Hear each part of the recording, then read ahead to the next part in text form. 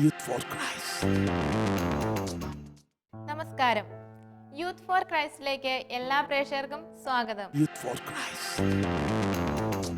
ജീവിതത്തിൽ ഒരുപാട് ആഗ്രഹങ്ങൾ മുറുകെ പിടിക്കുമ്പോഴും ദൈവത്തിന് നമ്മളെക്കുറിച്ചൊരു പദ്ധതിയുണ്ട് എന്ന് മനസ്സിലാക്കുന്നിടത്താണ് ഓരോ ശുശ്രൂഷകനും ജനിക്കുന്നത്. അങ്ങനെ ദൈവം വിളിച്ച് വേർതിരിച്ച മാത്യു എന്ന ഹൈസ്കൂൾ അധ്യാപകനെയാണ് ഇന്ന് നമ്മൾ പരിചയപ്പെടുന്നത്. കോഴിക്കോട് ജില്ലയിലെ മരുതോങ്കര ഇടവകയിൽ താമസിക്കുന്ന ഇദ്ദേഹം ധ്യാന കേന്ദ്രങ്ങളിൽ ക്ലാസുകൾ നയിക്കുകയും ഇവാഞ്ചലൈസേഷൻ ട്രെയിനിങ്, ഏകദിന സെമിനാർ എന്നിവയ്ക്ക് നേതൃത്വം നൽകുകയും ചെയ്യുന്നു.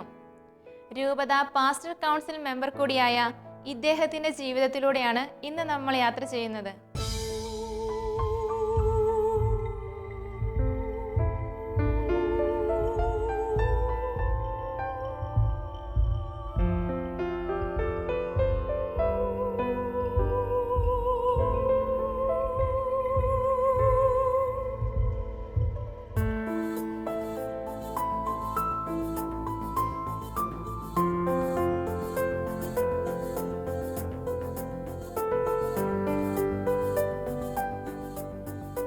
ക്രൈസ്തലോ, വാ നമുക്ക് അകത്തേക്ക് ഇരിക്കാം.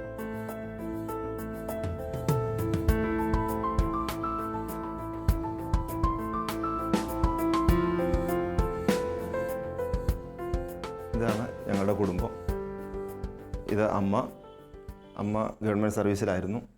അപ്പോൾ അമ്മ ഞങ്ങൾ സന്തോഷത്തോടെ അമ്മയോടൊപ്പം ഇവിടെ താമസിക്കുന്നു. ഇത് കൃപാമരിയ, ഞങ്ങളുടെ മൂത്ത മോളാണ്. അവൾ ചെമ്പനോട റെയ്മണ്ട് സ്കൂളിലാണ് പഠിക്കുന്നത്. ജോവാന മരിയ 2ാം ക്ലാസ്സിൽ ചെമ്പനോട റെയ്മണ്ട് സ്കൂളിൽ തന്നെയാണ് അവളും പഠിക്കുന്നത്. ഇത് ബിന്ദു ഈ ഹൈസ്കൂളിൽ മരുതോങ്കര സെൻറ്റ് മേരീസ് ഹൈസ്കൂളിൽ ടീച്ചറാണ്. ഇത് ഞങ്ങളുടെ 3ാമത്തെ മോള് ലോറ മരിയ, മോൾക്ക് 7 മാസമായി. ഇതാണ് ഞങ്ങളുടെ കുടുംബം. 1989 അവസാനത്തോടു കൂടിയാണ് ഞാൻ കരിസ്മാറ്റിക് ആധ്യാത്മികതയിലേക്ക് കടന്നു വരുന്നത്. അതിനു മുമ്പും ദൈവിക കാര്യങ്ങളിൽ താല്പര്യവും ശ്രദ്ധയൊക്കെ ഉണ്ടായിരുന്നു. പക്ഷെ എന്തോ ഒന്നിൻ്റെ ഒരു കുറവ് പലപ്പോഴും എനിക്ക് അനുഭവപ്പെട്ടിരുന്നു. ഇന്ന് ദൈവിക ശുശ്രൂഷയൊക്കെ ചെയ്യുമ്പം ഒരു കാര്യം ഞാൻ മനസ്സിലാക്കുന്നുണ്ട്. വ്യക്തിപരമായി ദൈവത്തെ അനുഭവിച്ചറിയാത്തതിൻ്റെ ഒരു കുറവ് അന്നും എനിക്ക് അനുഭവപ്പെട്ടിരുന്നു. കരിസ്മാറ്റിക് നവീകരണത്തെക്കുറിച്ച് എനിക്ക് കേൾവിയുണ്ടായിരുന്നു. നവീകരണത്തോട് എൻ്റെ കുഞ്ഞു മനസ്സിൽ തന്നെ താല്പര്യമുണ്ടായിരുന്നു. കരിസ്മാറ്റിക് ആധ്യാത്മികതയിലേക്ക് കടന്നു വരണമെന്ന് ഞാൻ ആഗ്രഹിക്കുകയും ചെയ്തിരുന്നു. എൻ്റെ ചെറുപ്പത്തിൽ തന്നെ പ്രാർത്ഥനാ ഗ്രൂപ്പിൽ പോകാനും അനേക ആളുകളുടെ പ്രാർത്ഥന സ്വീകരിക്കാനും എനിക്ക് ഭാഗ്യം കിട്ടിയിട്ടുണ്ട്. അമ്മ എൻ്റെ ചെറുപ്പകാലം മുതലേ കരിസ്മാറ്റിക് പ്രാർത്ഥനയിൽ പോകുന്നതും പ്രാർത്ഥിക്കുന്നതും കരിസ്മാറ്റിക് ആധ്യാത്മികതയിൽ ജീവിക്കുന്നതും ഞാൻ കണ്ടിട്ടുണ്ട്. ഞാൻ ചെറിയ കുട്ടിയായിരുന്നപ്പോൾ തന്നെ, പ്രത്യേകിച്ച് 3ാം ക്ലാസ്സിലൊക്കെ പഠിക്കുന്ന കാലത്ത്, കുണ്ടുതോട് ഇടവകയിൽ ഉള്ള കുഞ്ഞു പ്രാർത്ഥനാ ഗ്രൂപ്പിൽ അമ്മ എന്നെ കൊണ്ടുപോകുമായിരുന്നു. പ്രത്യേകിച്ച് വെള്ളിയാഴ്ച ദിവസങ്ങളിൽ നടക്കുന്ന പ്രാർത്ഥനകളിലൊക്കെ ഞാൻ പങ്കെടുത്തിട്ടുണ്ട്. എനിക്ക് ഒരു പരിശുദ്ധാത്മാഭിഷേകം കിട്ടിയത്, പ്രത്യേകമായ പരിശുദ്ധാത്മാഭിഷേകം കിട്ടിയത് അത്തരത്തിലുള്ള ഒരു പ്രാർത്ഥനാ ഗ്രൂപ്പിൽ വെച്ചാണ്. ഞാൻ പ്രത്യേകം ഓർക്കുന്നു, ഞാൻ 3ാം ക്ലാസ്സിൽ പഠിക്കുന്ന ഒരു കാലഘട്ടത്തിൽ ഒരു വെള്ളിയാഴ്ച സമയം ഞങ്ങളുടെ കൊച്ചു പള്ളിയിൽ പ്രാർത്ഥനാ ഗ്രൂപ്പ് നടക്കുന്നുണ്ട്. ഞാൻ സ്കൂൾ കഴിഞ്ഞ് പ്രാർത്ഥനാ ഗ്രൂപ്പിൽ പങ്കെടുക്കാൻ വേണ്ടി പള്ളിയിലെത്തി. എൻ്റെ കൊച്ചു കൗതുകം എന്ന് പറയുന്നത് പ്രാർത്ഥനാ ഗ്രൂപ്പിൻ്റെ പുറകിലിരിക്കുക, പള്ളിയുടെ ഉള്ളിൽ വീഴുന്ന ചെറിയ തോരണങ്ങൾ പെറുക്കിയെടുത്ത് അത് പല കഷ്ണങ്ങളാക്കുക, അങ്ങനെ സമയം കളയുക. ഇങ്ങനെയായിരുന്നു എൻ്റെ മനസ്സിലുണ്ടായിരുന്നത്. പലപ്പോഴും അങ്ങനെയൊക്കെ ആയിരുന്നു ചെയ്തിരുന്നതും. ഒരു ദിവസം പ്രാർത്ഥനാ ഗ്രൂപ്പ് നടക്കുന്ന സമയത്ത് ഞാൻ പള്ളിയുടെ പുറകിലുണ്ട്. ബാഗൊക്കെ താഴെ വെച്ച് ഞാൻ പള്ളിയുടെ പുറകിലിരുന്നു. പെട്ടെന്ന് പ്രാർത്ഥനാ ഗ്രൂപ്പിൽ നിന്നൊരു സന്ദേശം ഞാൻ കേട്ടു, പരിശുദ്ധാത്മാവ് ഇറങ്ങി വരുന്നു. കുറച്ചും കൂടെ കൃത്യമായൊരു സന്ദേശമായിരുന്നു, പരിശുദ്ധാത്മാവ് വരുന്നു, കാറ്റടിക്കുന്നു എന്ന്. അപ്പം ഞാൻ ഒത്തിരി സന്തോഷിച്ചു. കാരണം കാറ്റടിക്കുമ്പോൾ ഒരുപാട് തോരണങ്ങൾ താഴെ വീഴും, എനിക്കതൊക്കെ പെറുക്കി കൂട്ടാം, ഒരുപാട് സമയം പോകും. പക്ഷേ അത്രയും ചിന്തിച്ചതേ ഞാൻ ഓർക്കുന്നുള്ളൂ. പ്രത്യേകമായൊരു കാറ്റ് എൻ്റെ ദേഹത്തടിക്കുകയും ഞാൻ ഇരുന്ന സ്ഥലത്ത് വീഴുകയും ചെയ്തു. പ്രാർത്ഥന കഴിഞ്ഞ് അമ്മയും ഗ്രൂപ്പ് അംഗങ്ങളൊക്കെ എഴുന്നേറ്റ് വരുമ്പോൾ ഞാൻ അവിടെ കിടക്കുന്നൊരു രംഗമാണ് കണ്ടത്. പ്രത്യേകിച്ച് അന്ന് നല്ലൊരു ക്ഷീണം എനിക്ക് അനുഭവപ്പെട്ടിരുന്നു. വൈകുന്നേരം വീട്ടിലെത്തി പതിവ് പോലെ കാര്യങ്ങളിലേക്കൊക്കെ പോയി. ഈ ഒരു അവസ്ഥ യഥാർത്ഥത്തിൽ ഒരു പരിശുദ്ധാത്മാവിൻ്റെ അഭിഷേകമായിരുന്നു എന്ന് ഞാൻ തിരിച്ചറിഞ്ഞത് 1989 ബഹുമാനപ്പെട്ട ജോസ് കുരിക്കാട്ടച്ചൻ ഞങ്ങളുടെ ഇടവകയിൽ നടത്തിയ ഒരു ധ്യാനത്തിലാണ് ഞാൻ ആദ്യമായിട്ട് പങ്കെടുക്കുന്നത്. ആ ധ്യാനത്തിൻ്റെ 3-ാമത്തെ ദിവസം എനിക്ക് 3-ാം ക്ലാസ്സിൽ പഠിച്ചിരുന്ന കാലത്ത് കിട്ടിയ അതേ പരിശുദ്ധാത്മാ ഒരു അഭിഷേകം എൻ്റെ ശരീരത്തിലോട്ട് വന്നു. ഞാൻ കുളിരണിയുകയും എൻ്റെ കണ്ണു നിറയുകയും ദൈവത്തെ ഇടപെടാതെ സ്തുതിക്കുകയും ചെയ്തു. അപ്പോൾ അച്ഛൻ എനിക്ക് നൽകിയ ഒരു ഉപദേശം, ഇത് പരിശുദ്ധാത്മാവിൻ്റെ അഭിഷേകമാണ്. പരിശുദ്ധാത്മാവ് നമ്മളിലേക്ക് കടന്നു വരുമ്പം ഇത്തരത്തിലുള്ള ശാരീരികമായ അനുഭവങ്ങളും വൈകാരികമായ അവസ്ഥകളുമൊക്കെ ഉണ്ടാവും. ദൈവത്തെ സ്തുതിച്ചുകൊള്ളുക. ഇന്ന് ശുശ്രൂഷയിൽ ഞാൻ നിൽക്കുമ്പോൾ ഒരു കാര്യം ഞാൻ തിരിച്ചറിയുന്നു. വളരെ ചെറുപ്പത്തിലെ പരിശുദ്ധാത്മാവ് എനിക്ക് നൽകിയ ഒരു അഭിഷേകമായിരുന്നു അത്. ഓരോ വ്യക്തികൾക്കും ഓരോ പ്രത്യേക സ്ഥലത്ത് വെച്ചോ ഓരോ വ്യക്തിയിലൂടെയോ ചില സംഭവങ്ങളിലൂടെയോ ചില സമയത്തോ പ്രത്യേക പരിശുദ്ധാത്മാഭിഷേകം നൽകിയിട്ടുണ്ട് എന്ന് ബൈബിളിൽ വായിച്ചിട്ടുണ്ട്. ജെറമിയ പ്രവാചകന്, ദാനിയേലിന്, സാംസണ്, ഇവർക്കൊക്കെ പ്രത്യേക അഭിഷേകം കിട്ടിയത് ഞാൻ വായിച്ചിട്ടുണ്ട്. എനിക്കും പരിശുദ്ധാത്മാവ് അന്ന് തന്നത് ഒരു പ്രത്യേക അഭിഷേകമായിരുന്നെന്നും ആ അഭിഷേകം കാലക്രമേണ എനിക്ക് തിരിച്ചറിയാൻ കഴിഞ്ഞെന്നും ഞാനിപ്പോൾ പൂർണ്ണമായിട്ട് വിശ്വസിക്കുന്നുണ്ട്. അന്ന് കിട്ടിയ ഒരു അഭിഷേകം ഇന്നും ദൈവിക ശുശ്രൂഷയിൽ എന്നെ പിടിച്ചു നിർത്തുകയും വീണ്ടും വീണ്ടും ദൈവിക ശുശ്രൂഷ ചെയ്യണമെന്ന് എൻ്റെ ഉള്ളിൽ പ്രേരണ ഉണ്ടാകുകയും ചെയ്യുന്നുണ്ട്. ഇതിന് നിമിത്തമായത് എൻ്റെ അമ്മ പ്രധാനപ്പെട്ട ദൈവം എടുത്തുപയോഗിച്ച ഒരു വ്യക്തിയാണ്. പിന്നെ എൻ്റെ കുഞ്ഞ് ഇടവകയിലുള്ള പ്രാർത്ഥനാ ഗ്രൂപ്പ് അംഗങ്ങൾ, എൻ്റെ സഹോദരങ്ങൾ, ഇവരൊക്കെ തന്നെ എൻ്റെ ഈ ആത്മീയ അഭിഷേകത്തിൽ എന്നെ സഹായിച്ചവരാണ്. ഒരു ശുശ്രൂഷകന്റെ ജീവിതത്തിൽ കുടുംബം എത്രത്തോളം സഹായിക്കുന്നുവെന്ന് ഈ അമ്മയുടെ വാക്കുകൾ നമുക്ക് പറഞ്ഞു തരും. 3 മക്കളാണ്. 3 മക്കളുടെ ചെറുപ്പത്തിൽ ഇളയ മകന് 3 വയസ്സുള്ളപ്പോൾ അവരുടെ അച്ചാച്ചൻ മരിച്ചുപോയി. അതൊരു വല്ലാത്തൊരു ദുഃഖത്തിൻ്റെ ഒരു വേദനയായിരുന്നു. അപ്പോൾ ഈശോയിലാണ് അഭയം തേടിയത്. ഈശോയോട് എപ്പോഴും ഇങ്ങനെ പ്രത്യേകമായിട്ട് ഈശോയ്ക്ക് മക്കളെ സമർപ്പിച്ച് പ്രാർത്ഥിക്കുമായിരുന്നു. എൻ്റെ ഈശോയെ, അങ്ങേക്ക് ഇഷ്ടമുള്ളൊരു മക്കളായി മക്കൾ വളരണമേ, അങ്ങേക്ക് വേണ്ടി ശുശ്രൂഷ ചെയ്യുന്നൊരു മക്കളായിരിക്കണമേ എന്നുള്ള പ്രാർത്ഥനയായിരുന്നു എനിക്ക്. 3 മക്കളെയും കൂട്ടി വിശുദ്ധ കുർബാനയ്ക്ക് എന്നും പോകും. കുരിശുരൂപത്തിലേക്ക് നോക്കി പ്രത്യേകമായിട്ട് ഈശോയോട് കണ്ണുനീരോടെ പ്രാർത്ഥിക്കും. എൻ്റെ ഈശോയെ, അങ്ങ് തന്ന മക്കളെ അങ്ങ് തന്നെ വളർത്തണേ, എനിക്ക് വളർത്താൻ യാതൊരു നിവൃത്തിയില്ല. സാമ്പത്തികമായിട്ടുള്ള ബുദ്ധിമുട്ടുണ്ടായിരുന്നു.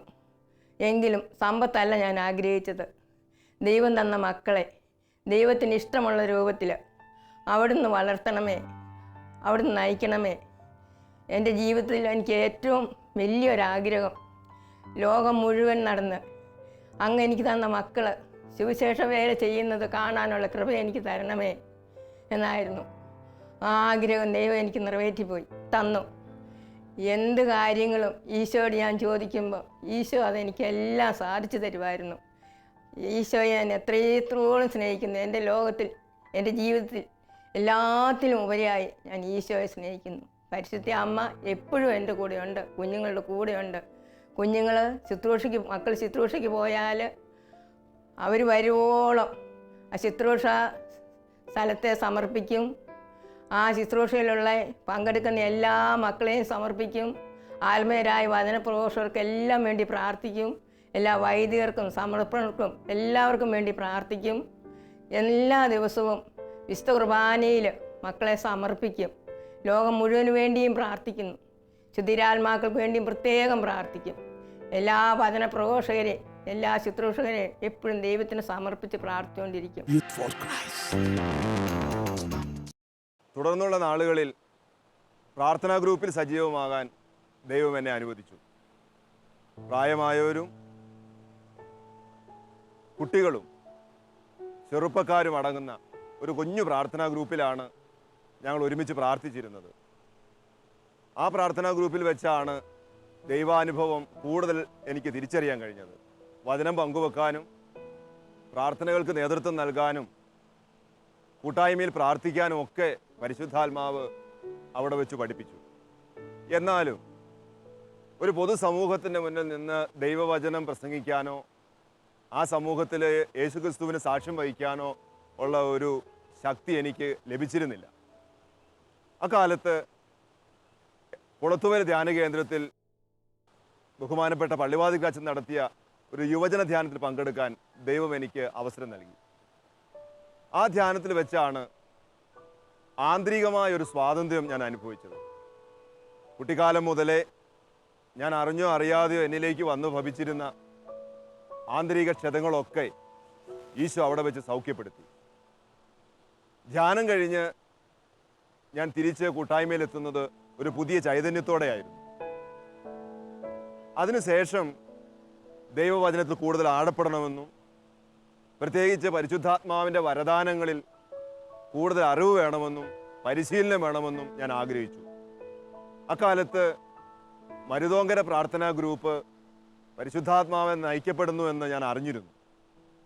പ്രത്യേകിച്ച് ഞങ്ങളൊക്കെ തൊമ്മച്ചായൻ എന്ന് വിളിക്കുന്ന തോമസ് മലയപ്പറമ്പിലിൻ്റെ നേതൃത്വത്തിൽ പ്രാർത്ഥിക്കുന്ന ഒരുപാട് ആളുകൾ അവിടെ ഉണ്ടെന്നറിഞ്ഞു.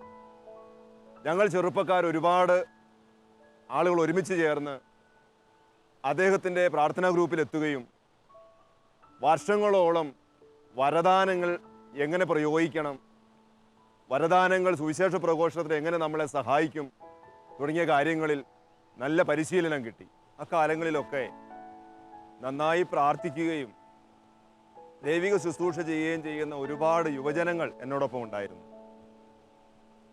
പ്രത്യേകിച്ച് എൻ്റെ ജ്യേഷ്ഠ സഹോദരൻ, അദ്ദേഹം ഇപ്പോൾ ലോകമെങ്ങും ദൈവം എടുത്ത് ഉപയോഗിക്കുന്ന ഒരു ശുശ്രൂഷകനാണ് ജോസ് സാറ്. ഞങ്ങൾ ഒരുമിച്ച് പ്രാർത്ഥിക്കാൻ തുടങ്ങി, വരദാനങ്ങൾ ഉപയോഗിക്കാൻ തുടങ്ങി. പല സ്ഥലങ്ങളിലും പ്രാർത്ഥനാ ഗ്രൂപ്പുകളിൽ പങ്കെടുത്ത് ആത്മാക്കളുടെ രക്ഷയ്ക്ക് വേണ്ടി അധ്വാനിക്കാൻ തുടങ്ങി. ക്രമേണ ലോകമെങ്ങും ദൈവരാജ്യത്തെ അറിയിക്കണമെന്നും ദൈവരാജ്യ ശുശ്രൂഷയിൽ സജീവമാകണമെന്നുള്ള ആഗ്രഹം പരിശുദ്ധാത്മാവ് ഞങ്ങളുടെ ഉള്ളിൽ വർദ്ധിപ്പിച്ചു തന്നു.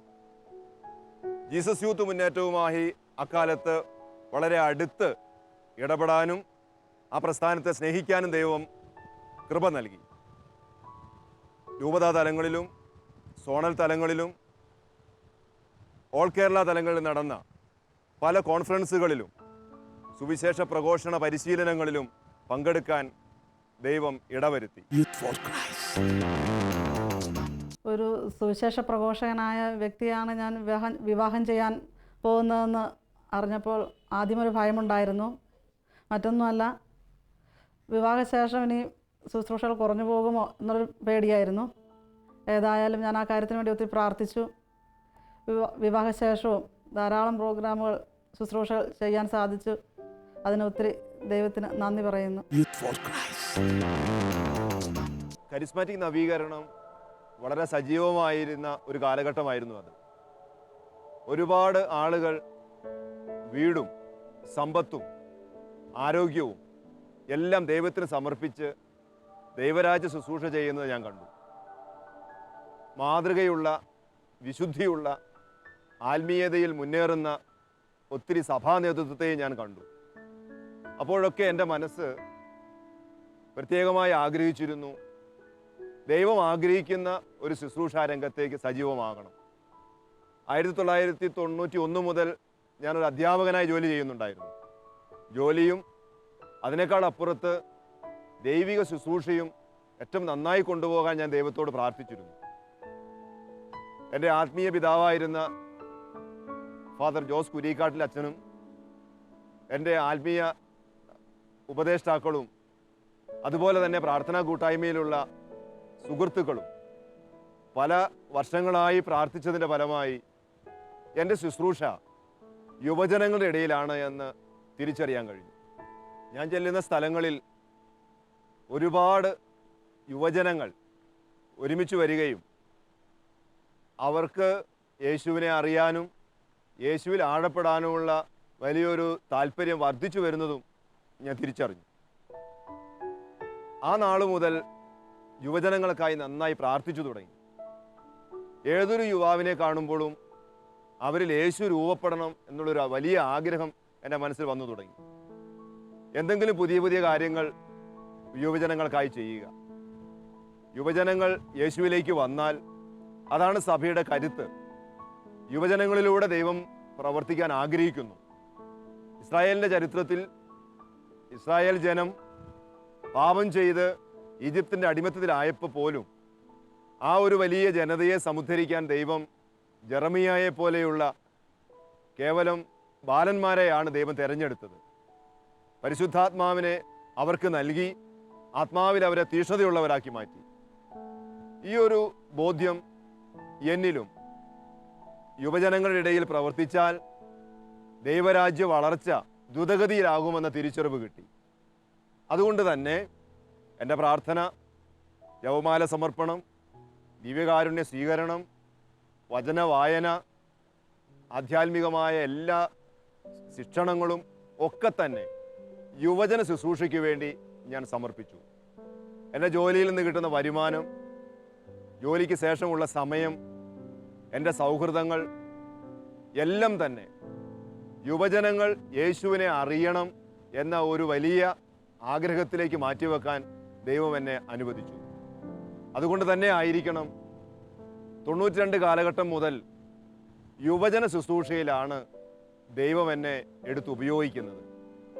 യുവജനങ്ങളുടെ കൂടെ ആയിരിക്കുമ്പോൾ കിട്ടുന്ന ഒരു നിറവ്, ഒരു പ്രതീക്ഷ, അതിനേക്കാൾ അപ്പുറത്ത് ദൈവം നൽകുന്ന ഒരു നല്ല പ്രത്യാശ, യുവജനങ്ങൾക്ക് വേണ്ടി പ്രവർത്തിക്കാനും യുവജനങ്ങളുടെ ഇടയിലാകാനും ഇന്നും എനിക്കൊരു ശക്തിയാണ്.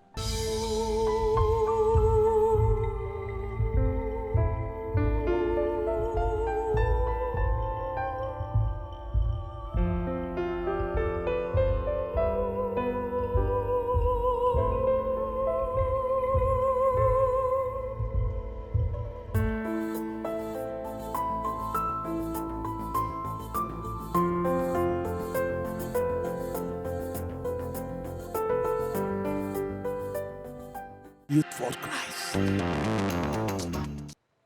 ഇന്ന് ഇന്ത്യയിൽ അങ്ങോളം ഇങ്ങോളം സഞ്ചരിച്ച് യുവജന ശുശ്രൂഷ ചെയ്യുമ്പോൾ ഒരു കാര്യം പരിശുദ്ധാത്മാവിനെ പഠിപ്പിക്കുന്നുണ്ട്.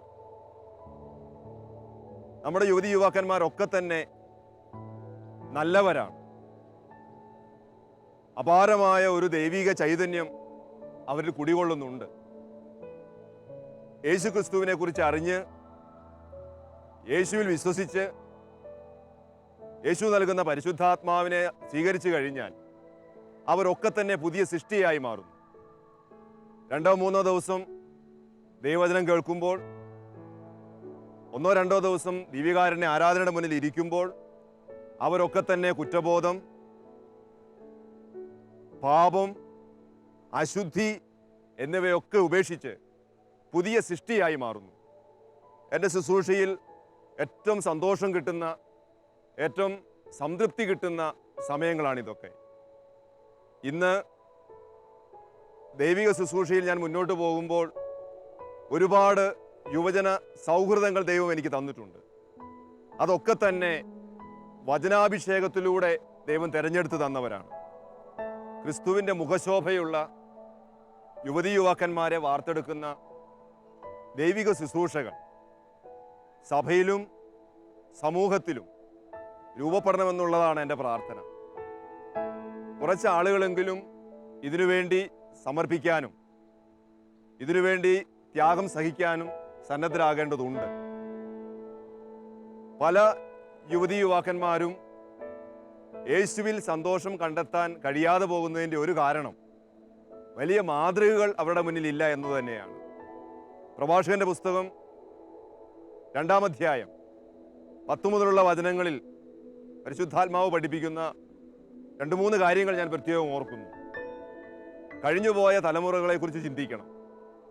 കർത്താവിൽ ആശ്രയിച്ചിട്ട് ആരാണ് ഭഗ്നാശരായത്? കർത്താവിൻ്റെ ഭക്തരിൽ ആരാണ് പരിത്യക്തരായത്? കർത്താവിൻ്റെ നാമം വിളിച്ചിട്ട് ആരാണ് അവഗണിക്കപ്പെട്ടത്? ഈ ഒരു വലിയ യാഥാർത്ഥ്യം യുവജനങ്ങളുടെ ഉള്ളിലേക്ക് വന്നു കഴിഞ്ഞാൽ യേശുവിൽ ആശ്രയിക്കാനും യേശുവിനു വേണ്ടി ജീവിക്കാനും വേണ്ടി വന്നാൽ യേശു ക്രിസ്തുവിനു വേണ്ടി ധീര രക്തസാക്ഷിയാവാനും സാധിക്കും എന്ന് തന്നെയാണ് ഞാൻ കരുതുന്നത്. വരുന്ന നൂറ്റാണ്ടിൽ വളരെ ഡൈനാമിക്കായ യുവജന ശുശ്രൂഷകർ ഉണ്ടാകും എന്ന് നമുക്ക് പ്രത്യാശിക്കാം. വലിയ വലിയ ശുശ്രൂഷകൾ ഉണ്ടാകുമെന്ന് നമുക്ക് പ്രാർത്ഥിക്കാം. കർത്താവ് കാത്തിരിക്കുന്നു. ലോകമെങ്ങും സാർവത്രിക സഭ വളരുകയാണ്. പരിശുദ്ധ പിതാവ് കരുണയുടെ വർഷം പ്രഖ്യാപിക്കാൻ പോവുകയാണ്. ദൈവത്തെ സുവിശേഷം പരിചയപ്പെടുത്തുന്നത് അവൻ കരുണാമയനാണ്, ആർദ്രഹൃദയനാണ്, പാപങ്ങൾ പൊറുക്കുന്നവനാണ്. ഈ ഒരു ദൈവത്തിൽ വിശ്വസിക്കുന്ന ഒരു യുവജന സമൂഹം ലോകമെങ്ങും വ്യാപിച്ചു കഴിയുമ്പോൾ മത്തായിയുടെ സുവിശേഷം 24 പറയുന്നത് പോലെ ദൈവരാജ്യം ആഗതമാകും, സുവിശേഷം ലോകമെങ്ങും വ്യാപരിക്കും. അതിന് സാക്ഷികളാകുന്ന, അതിന് ദൈവം എടുത്ത് ഉപയോഗിക്കാൻ കഴിയുന്ന ഒരുപാട് യുവജന ശുശ്രൂഷകർ നമ്മുടെ ഇടയിൽ നിന്നുണ്ടാകട്ടെ എന്ന് ഞാൻ പ്രാർത്ഥിക്കുകയാണ്. യുവജനങ്ങൾക്ക് വേണ്ടി സഭ ചെയ്യുന്ന,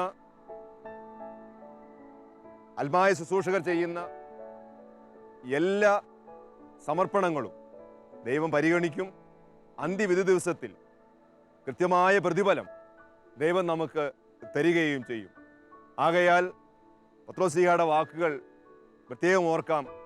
യുവാക്കന്മാരെ, നിങ്ങൾ ശക്തരാണ്. തക്ക സമയത്ത് ദൈവം നിങ്ങളെ ഉയർത്തും. ദൈവത്തിൻ്റെ കരത്തിൻ്റെ കീഴിൽ താഴ്മയോടെ നിൽക്കുക. Youth for Christ. ഇന്നത്തെ യൂത്ത് ഫോർ ക്രൈസ്റ്റ് ഇവിടെ പൂർണ്ണമാകുന്നു. അടുത്തയാഴ്ച വീണ്ടും കാണാം.